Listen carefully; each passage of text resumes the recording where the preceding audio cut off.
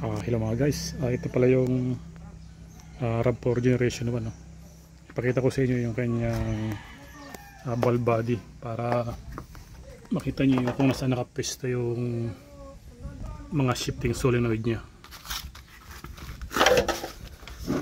Ayan, bali wala na siyang oil pan, tinanggal natin.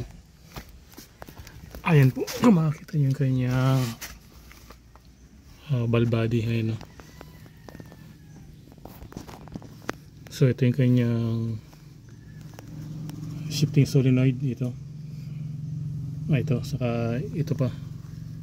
So bali dalawa lang yung kanyang shifting solenoid. Tapos ito yung kanyang filter. Ayan, no? Bali bago na to. Nagpila tayo ng bago. Ayan, so yan yung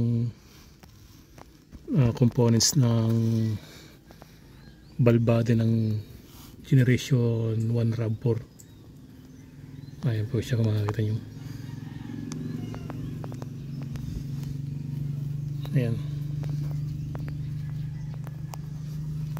So bali yung mga shipping solenoid, kapag nasira yan, maging open yung coil nya. So meron lang siyang resistance na 13 ohms, yung dalawang yan.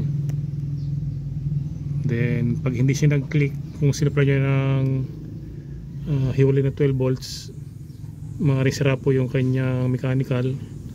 So magkakaroon kayo ng delay shifting or shuddering yung inyong transmission. Then yung second, pwedeng masira yung kanyang o-ring nito. Yung mga solenoid, may o-ring to sa loob. Bali nagpalitin ako ng o-ring nito, itong dalawang to. May po siya, kung makikita nyo. So ayan, yan yung ball body ng RAV4 Generation 1.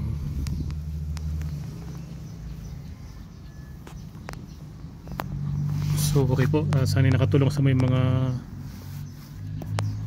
sakyan. Kung sakaling may problema kayo sa ball body, ayan po yung mga solenoid nya. Pag sira po yan, kakaroon kayo ng delay shifting or shuddering or jerking. Ayan po siya. So madali lang naman itong tanggalin. Ito lang yung mga bolt nya, ikot. Ayan. So pakita ko sa inyo yung kanyang bagong gasket. So ito yung kanyang oil pan, no? Bali nagpalit ako ng bagong gasket, gawa ng yung luma ay brittle na siya. Ayan, no? Nagka basag-basag na. So bago na to. Dito yung magnet nya para sa kanya mga metal shaving, para dito dumikit instead na higupin ng papasok doon sa torque converter. Dito pupunta yung mga metal shaving, didikit dito. Ayan siya.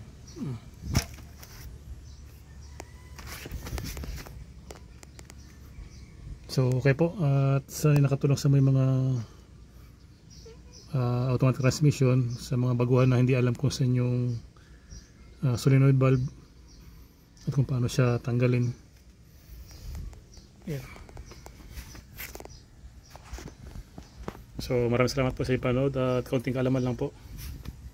At huwag pong kalimutang mag-subscribe po sa aking channel at i-like, share po natin. At magandang araw muli sa inyo lahat. Thanks for watching.